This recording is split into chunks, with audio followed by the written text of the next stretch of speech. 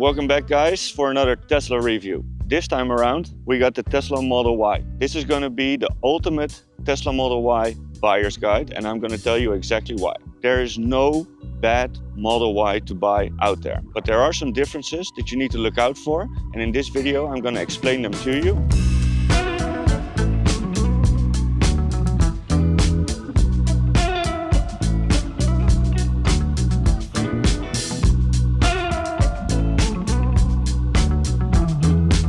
It's pretty freaking huge, spacious to be in. Today we have a Berlin-produced Model Y. We took this one for a reason, to show you some subtle differences that the Model Y from Shanghai doesn't have. Nothing big, so what I said, every Model Y is a very good Model Y, and it's always a good choice.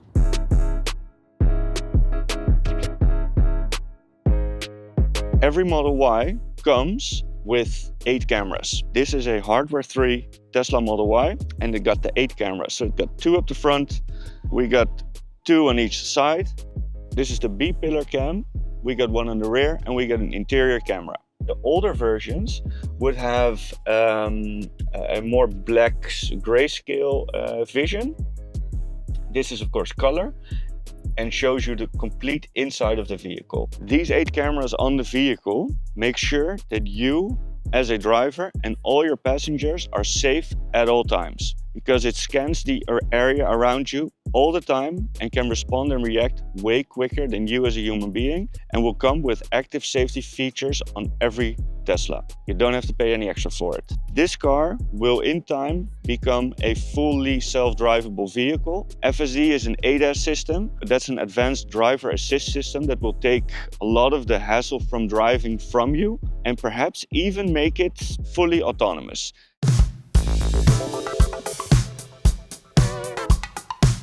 With the Model 3, our last review, we've seen that there's a difference in reflector headlights and matrix headlights. The matrix headlights come standard with every Model Y that's built after 2021. After a certain amount of time, a software update got released, which enabled the matrices in the headlight to bundle the light streams to not blind oncoming traffic or traffic driving in front of you. So it blacks out a part around the vehicle to not blind them either in their rearview mirror or in their eyes.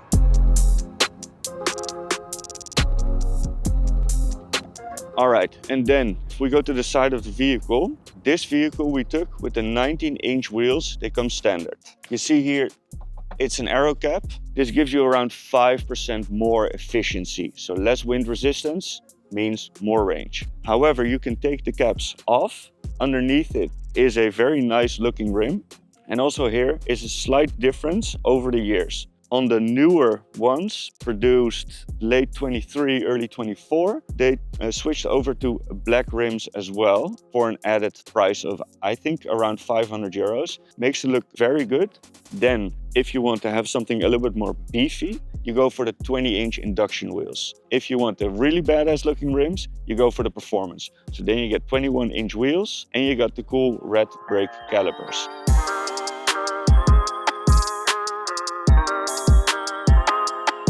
Now, moving to the back of the vehicle, the design of the back has remained unchanged throughout the whole model lifetime. And personally, I think that's even better looking than the new Model Y Juniper is, but that's just my personal opinion. The back is actually, to me, the most important part of this whole car and what makes the Model Y the best car for families out there. And that's just the sheer size of this trunk. So if we open it up, you'll also see the difference from the first versions. Very apparent. You got now the parcel shelf cover, which is, you can fold it slightly, you can take it whole out. The whole lining of the vehicle is way more insulated than it was in the first 21, 22 build years.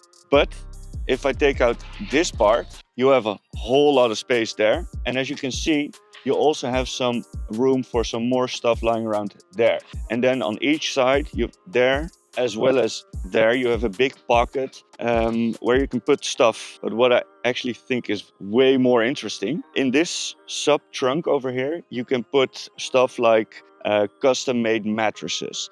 So a product that I really love to use is the Snoozu mattress that fits in there, and you can take it out, put it here, and you can roll up the mattress, and you can even sleep in your Tesla, because every Tesla comes with camp mode. And camp mode together with the mattress turns your Model Y into a hotel on wheels. Super awesome. So you take out the parcel shelf cover. With these two buttons here, you can fold down the seats. And this creates, in total, I think 2,700, 2,800 liters of storage space. So it's pretty freaking huge.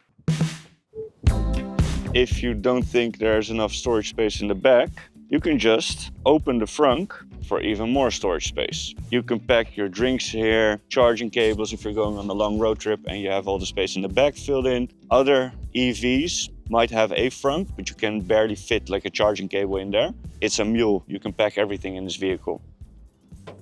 And now let's move over to the most important part of the vehicle, where you'll be sitting most of your time, which is the inside.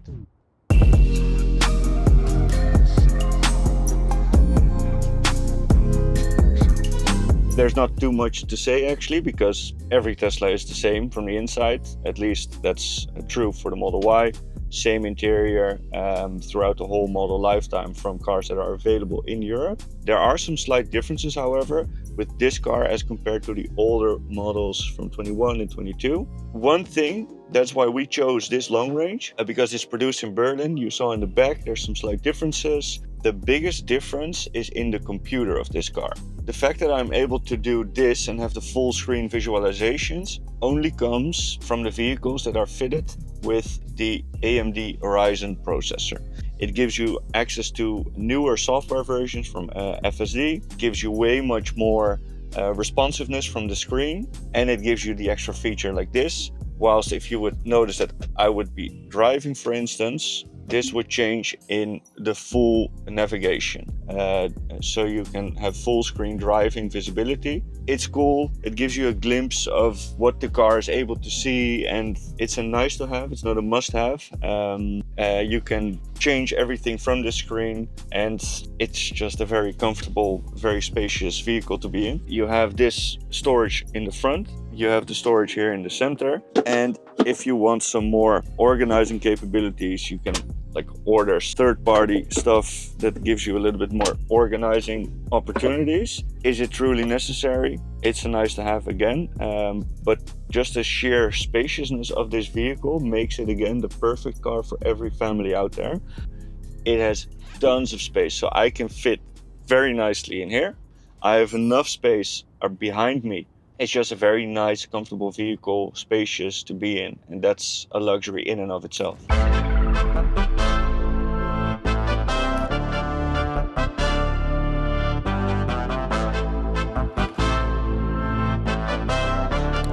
So now we're inside the car and we're driving it, and you notice immediately how silent this car actually is, which is another difference with the newer Model Ys. The first Model Ys came out with laminated glass in the front. That's a double pane glass. And the second edition also got that in the rear. Besides the added extra padding in the back, which I showed you from the trunk, as well as the parcel shelf cover, help to eliminate a lot of the cabin noises out there.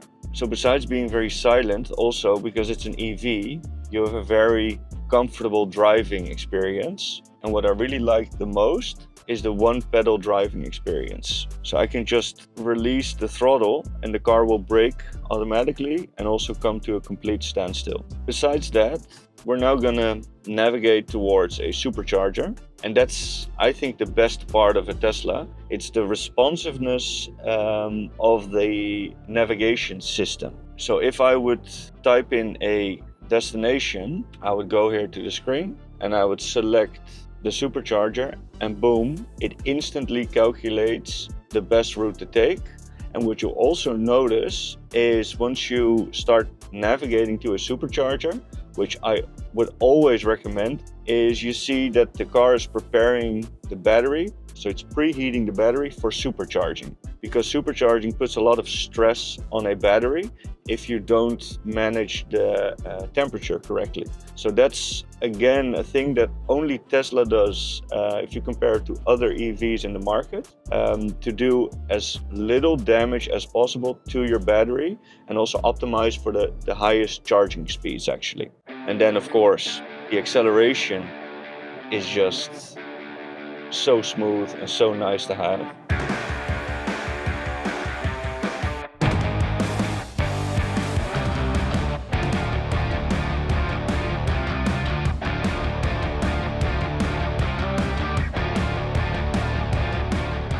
The reason why I love Teslas is the seamless charging experience on the road. So this figure that you see here on the screen gives you information about the amount of supercharging stalls are still available, and also it gives you information about which stalls are not functioning. So we saw 3B is out of order. It also allows you to plan your trip in advance and select the supercharger you want to go to, because it can also tell you how many stalls will be available when you arrive, because it takes into account the amount of people charging there. Another thing I love, you never have to turn off the car. You just unlock your seatbelt, open the door, and the car goes and stands still. That's a luxury feature that goes unnoticed way too much. It's underappreciated. It automatically opens. If you press this button, just stick it in, it starts charging, and you can just chill out.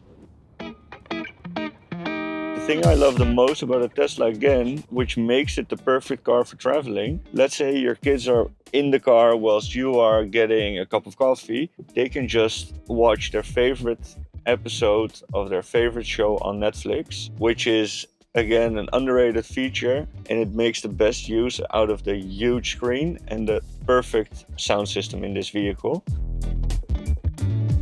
Another added benefit of a Tesla is the rates of the charging station. So you see here, it will cost you, right now it will cost us 40 cents including VAT per kilowatt, but after midnight or at around 11, the price drops to 26 cents. Tesla superchargers are by far the cheapest charging stations out there.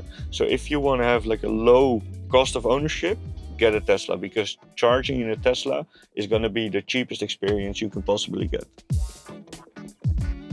Charge it to a 100% before you leave, so you get a first good long run, which will give you roughly 350 to 400 kilometers if you don't drive too fast. And then afterwards, if you need to stop along the way for a couple times, just drive the battery to, let's say, between 0 and 5%. Then you would get the maximum charging speeds, which are 250 kilowatts. And you will see that the charging speeds start to drop off once you hit battery levels around 35-40%. The charging curve slowly starts to come down. Charge it until the charging speeds gets below 90 kilowatts, and then just unplug it and drive to the nearest supercharger. In my experience of over 6 years of driving a Tesla, that has always been the most pleasant experience, because you'll never have to wait more than 15 minutes. On a road trip, you arrive, plug the car in, you need to buy a drink, make something to eat, or grab some food somewhere, bathroom break. And especially if you have kids and you're traveling with more than 2 or 3 people, the amount of time that the stop will take is around 15 to 20 minutes. It's exactly the same as any regular fuel ICE competitors. And you're charging whilst you're doing other stuff. And that's something you cannot do in a car with diesel or petrol in it, because you would first need to fill it, then you would need to start the car again, park the car, and then go inside and do all the stuff. So I think in total, a stop during a road trip in a regular diesel or petrol car will take you longer than an EV, and especially a Tesla will.